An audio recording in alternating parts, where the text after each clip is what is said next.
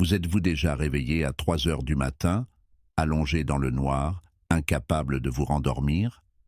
Cela peut être inquiétant ou dérangeant, comme si votre corps avait décidé de suivre son propre rythme et que vous vous demandiez si quelque chose n'allait pas. En réalité, vous n'êtes pas seul. Ce phénomène est plus courant que beaucoup ne le pensent, et il ne s'agit pas nécessairement d'un signe que votre esprit ou votre corps vous lâche. En fait, il existe souvent des raisons plus profondes, liées aux changements normaux de la vie et au processus naturel du vieillissement, qui expliquent pourquoi cela se produit. Comprendre ces raisons peut vous apporter un sentiment de soulagement et une nouvelle perspective sur le fonctionnement de votre corps. Si vous poursuivez votre lecture, vous découvrirez que ces réveils nocturnes ne sont pas du tout aléatoires. Ils peuvent être des signaux importants qu'il convient d'écouter. Avant de vous lancer, pensez à vous abonner et à activer les notifications si ce n'est pas déjà fait. Vous serez ainsi parmi les premiers à savoir quand de nouveaux contenus seront disponibles. Il est étonnant de constater à quel point une seule information nouvelle peut changer votre approche du repos nocturne. Explorons maintenant les raisons profondes de ces réveils matinaux et voyons ce qu'ils peuvent nous apprendre. Imaginez, quand vous étiez plus jeune, vous dormiez probablement toute la nuit sans trop de problèmes. Vous vous réveilliez au son de votre réveil ou à la lumière du soleil qui brillait à travers votre fenêtre. Au fil des ans, ce rythme de sommeil régulier commence à changer. L'un des principaux facteurs est la diminution progressive de la production de mélatonine par votre corps. La mélatonine est souvent surnommée l'hormone du sommeil et joue un rôle essentiel pour vous aider à vous endormir le soir et à rester endormi jusqu'au matin. Chez les jeunes, les niveaux de mélatonine sont élevés et constants. Il est donc facile de s'endormir et de dormir profondément. Mais avec l'âge, ces niveaux diminuent, ce qui rend plus difficile le maintien d'un sommeil profond tout au long de la nuit.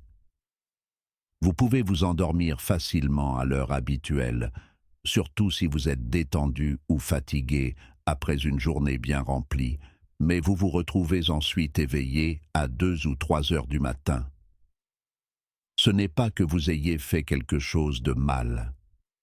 C'est plutôt votre chimie interne qui réagit au changement d'équilibre hormonal. Il est intéressant de noter que même de petites quantités de lumière peuvent perturber la production de mélatonine par votre corps. Les minuscules rayons provenant des lampadaires à l'extérieur, l'horloge numérique sur votre table de chevet ou la lumière du couloir peuvent tous influencer la quantité de mélatonine que votre cerveau décide de libérer.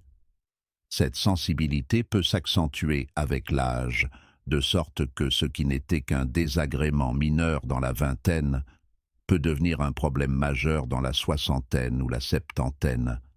Un de mes amis, appelons-le Adam, dormait profondément quand il était plus jeune. Mais une fois qu'il a atteint le début de la septantaine, il s'est rendu compte qu'il se réveillait régulièrement à 3h30 du matin. Après avoir découvert le rôle de la mélatonine, il a commencé à obscurcir autant que possible sa chambre et à éteindre tous ses écrans 1 heure avant de se coucher. L'amélioration n'a pas été immédiate, mais au fil du temps, ces petites mesures l'ont aidé à dormir plus longtemps, ou du moins à se rendormir plus facilement s'il se réveillait. Ce qui est si réconfortant dans cette découverte, c'est qu'elle vous aide à considérer ces réveils comme une partie naturelle de la vie plutôt que comme un échec personnel. Si vous êtes conscient que la chimie de votre corps change, vous pouvez vous concentrer sur la création d'un environnement et d'une routine de coucher adaptés à ces changements. Au lieu de vous sentir frustré lorsque vous vous réveillez avant l'aube, vous pouvez vous dire « Bon, ça fait partie du lot » et essayer d'adapter votre routine en fonction des nouveaux signaux de votre corps. Ce simple changement de perspective peut réduire considérablement le stress associé au réveil nocturne, vous permettant ainsi de mieux vous reposer dans l'ensemble. Une autre raison pour laquelle vous pourriez vous retrouver à regarder l'horloge à 3 heures du matin est que votre horloge interne, communément appelée rythme circadien, commence souvent à se décaler plus tôt à mesure que vous vieillissez. Ce phénomène est parfois appelé avance de phase du sommeil. Imaginez une horloge qui sonnait à minuit, mais qui, au fil des ans, se met à sonner à 22 heures. Vous pourriez commencer à vous sentir fatigué plus tôt dans la soirée et vous coucher bien avant votre heure habituelle, ce qui vous amènerait naturellement à vous réveiller plus tôt, peut-être aux petites heures du matin.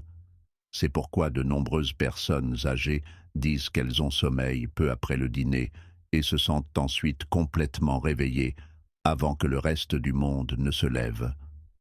Ce n'est pas seulement vous qui choisissez de changer votre heure de coucher, c'est votre biologie qui guide ce processus. Lorsque vous êtes jeune, vous avez de nombreuses obligations quotidiennes, horaires de travail, courses, sorties entre amis, qui repoussent l'heure à laquelle vous vous couchez. Mais une fois que vous prenez votre retraite ou que vos enfants quittent la maison, il y a moins de choses à faire qui vous empêchent de dormir. Cela signifie que le changement biologique vers une phase de sommeil plus précoce peut s'installer plus fortement. Une parente, que j'appellerai Grace, a remarqué qu'elle s'endormait systématiquement vers 20h30 lorsqu'elle n'avait plus besoin de se lever tôt pour aller travailler.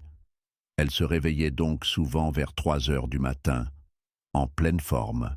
Au début, elle pensait souffrir d'insomnie, puis elle a compris qu'elle terminait simplement son cycle de sommeil plus tôt. En modifiant progressivement sa routine du soir, en laissant un peu plus de lumière dans son salon, en faisant une petite promenade après le dîner et en s'adonnant à une activité calme comme la lecture, elle a réussi à repousser l'heure du coucher vers 22 heures. Ce petit changement lui a permis de se réveiller vers 5 heures du matin au lieu de 3 heures, ce qui correspondait mieux à son mode de vie. Si vous regardez cette vidéo et que cela vous parle, n'hésitez pas à me faire savoir que vous êtes toujours là, en laissant un commentaire avec le chiffre 2. Et si vous n'êtes pas encore abonné, c'est le moment idéal pour le faire. En vous abonnant, vous serez toujours au courant de ce genre de discussions utiles, et votre soutien nous encourage vraiment à proposer davantage de contenu qui aborde des sujets que nous négligeons souvent. Bien sûr, il ne s'agit pas seulement d'hormones ou d'horloges biologiques. De nombreuses personnes âgées se retrouvent éveillées au milieu de la nuit à cause d'un simple inconfort physique ou de problèmes de santé non résolus qui ressurgissent lorsque tout est calme. Tout au long de la journée, les petites douleurs peuvent être masquées par les conversations, les mouvements ou les routines quotidiennes. Mais une fois que vous êtes allongé dans une pièce sombre, ces petits désagréments peuvent sembler beaucoup plus importants. Même une légère pression dans une articulation touchée par l'arthrite peut vous tirer de votre sommeil. Si vous avez mangé trop près de l'heure du coucher, le reflux acide peut également provoquer une sensation de brûlure qui perturbe le sommeil profond. L'une des causes les plus courantes, en particulier chez les hommes âgés, est le besoin d'aller aux toilettes. La vessie n'est plus aussi élastique qu'avant, et vous remarquerez peut-être que vous devez vous y rendre plus souvent. Pendant l'agitation de la journée, cela ne vous dérange peut-être pas autant, mais à 3 heures du matin, c'est beaucoup plus perceptible. Et une fois que vous êtes debout et en mouvement, votre corps peut passer d'un état de somnolence à un état plus éveillé, ce qui rend difficile de se rendormir. Certains de mes amis ont également découvert que certains médicaments influencent leurs habitudes nocturnes. Les médicaments pour la tension artérielle, la santé cardiaque ou les douleurs chroniques peuvent avoir des effets secondaires tels que des changements dans la régulation de la température, une augmentation de la soif ou des mictions fréquentes. Vous ne ferez peut-être pas le lien entre ces effets secondaires et vos troubles du sommeil avant de les observer de près ou d'en parler à un professionnel de santé. Prenons l'exemple d'une voisine âgée que j'appellerai Ella. Elle se réveillait régulièrement vers 3h45 du matin, avec une sensation de soif intense, et était incapable de se rendormir. Après une longue période de frustration, elle a consulté son médecin, qui lui a appris qu'un médicament récemment prescrit lui causait une sécheresse de la gorge. En buvant de l'eau tout au long de la journée, au lieu de l'avaler juste avant de se coucher, elle a réduit ses réveils nocturnes. Même si elle se lève toujours plus tôt qu'avant, elle a trouvé un rythme qui lui convient en s'attaquant à ce facteur physique. Ces signaux corporels tels que les maux de dos, les envies d'aller aux toilettes ou les effets des médicaments ne sont pas une trahison de votre corps. Ils sont la preuve que votre corps communique activement. Si vous les considérez comme des signaux plutôt que comme des irritations, vous pouvez y répondre efficacement.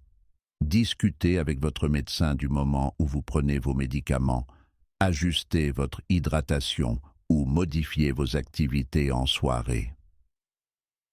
Même de petits changements peuvent faire une grande différence et vous permettre de commencer la journée en vous sentant reposé ou épuisé.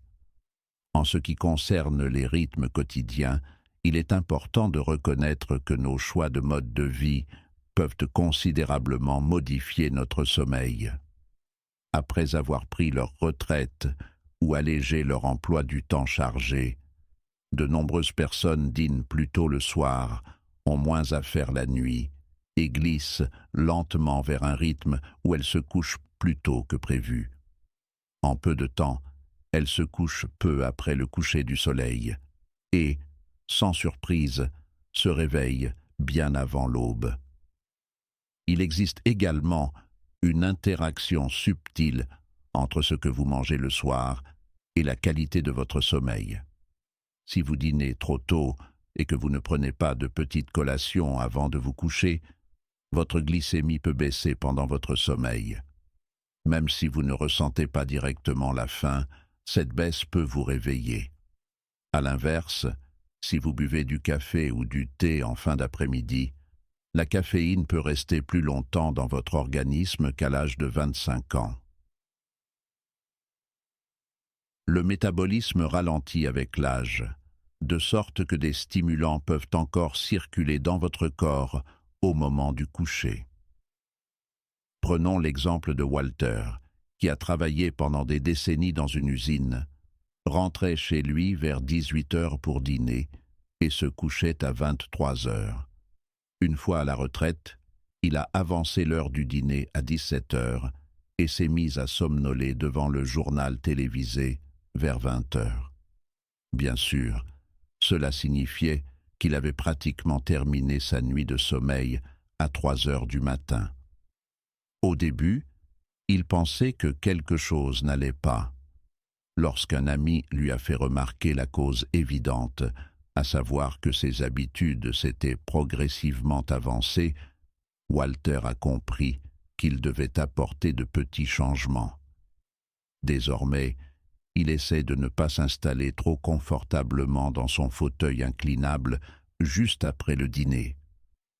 Au lieu de cela, il fait une petite promenade, lit un peu sous une lampe chaude et reste éveillé jusqu'à 22 heures au moins. Ces petits changements lui ont permis de se lever à une heure plus raisonnable et il se sent mieux depuis qu'il a retrouvé ses matinées à une heure qui lui convient. Vous vous dites peut-être « Cela me semble familier ». Si c'est le cas, laissez un commentaire avec le chiffre 4 ci-dessous. Entendre que d'autres partagent votre expérience peut être un soulagement. Et si vous appréciez cet article ou le trouvez utile, vous pouvez vous abonner pour soutenir la publication d'autres contenus similaires et être sûr de ne pas manquer les prochaines discussions. Cela dit, Tous les réveils nocturnes ne sont pas liés à des facteurs physiques ou au mode de vie. Parfois, ce sont nos pensées qui nous réveillent, les émotions refoulées, qui ont pu être apaisées par une vie professionnelle bien remplie ou par l'éducation des enfants, peuvent refaire surface une fois les distractions de la journée disparues. Vous pouvez vous retrouver allongé à 3 heures du matin, les yeux grands ouverts, non pas parce que vous avez mal aux hanches ou parce que la lumière de la rue passe à travers les rideaux, mais parce qu'un tourbillon de souvenirs ou de soucis enfouis depuis longtemps refait surface. En vieillissant, nous accumulons des expériences, certaines joyeuses, d'autres douloureuses. Lorsque l'agitation de la vie quotidienne ralentit, les sentiments non résolus ou les regrets peuvent devenir plus prononcés. Cela est particulièrement vrai dans le calme de la nuit, lorsque vous n'êtes ni occupé par des tâches ménagères, ni bercé par une conversation. Ces pensées ne sont peut-être pas les angoisses aiguës de la jeunesse, mais plutôt un sentiment plus doux et plus profond de nostalgie ou de réflexion, peut-être des souvenirs d'êtres chers disparus, ou le regret que certaines choses se soient passées différemment dans certains chapitres de votre vie. La solitude peut amplifier cet effet. Si votre cercle social s'est réduit au fil des ans, le calme de la soirée peut vous sembler austère. Même si vous n'êtes pas ouvertement triste, vous pouvez ressentir ce besoin subtil de connexion ou de conversation qui est plus difficile à satisfaire à 3 heures du matin. Je connais quelqu'un qui a vécu exactement cela. Elle se réveillait, le cœur battant légèrement, l'esprit vagabondant vers les souvenirs de sa sœur décédée. Parfois, elle se rappelait des conversations dont elle ne se souvenait qu'à moitié. D'autres nuits, elle pensait au chemin qu'elle n'avait pas pris dans la vie. Les nuits lui semblaient longues. Plutôt que de lutter contre ces moments, elle a commencé à tenir un journal. Elle a également pris l'habitude d'écouter de la musique douce dans sa chambre avant de s'endormir, des mélodies qui lui rappelaient les moments les plus heureux de sa vie. En reconnaissant ses émotions, elle leur a donné un espace pour s'exprimer sans les laisser dominer toute sa nuit. Au fil du temps, ses réveils sont devenus moins anxieux, et les nuits où elle se réveillait, elle trouvait une plus grande paix dans ces heures de calme. Cela souligne un point essentiel. Le cœur et l'esprit humain ne cessent pas d'évoluer une fois qu'on atteint un certain âge. Les processus émotionnels se poursuivent et choisissent parfois les heures les plus calmes pour se manifester. Ce n'est pas un défaut, cela fait partie de la nature humaine.